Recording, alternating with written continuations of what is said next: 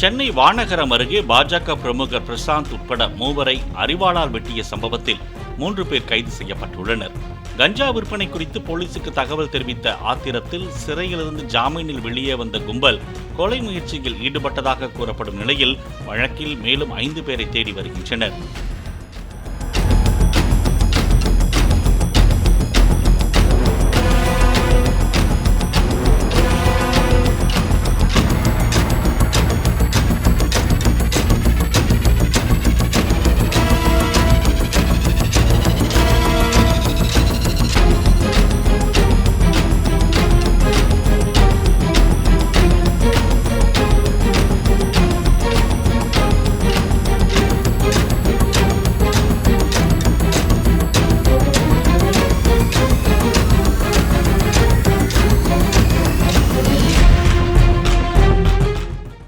Play store மற்றும் app ஸ்டோரில் இருந்து பாலிமர் செயலியை QR கோடு மூலம் பதிவிறக்கம் செய்யுங்கள்.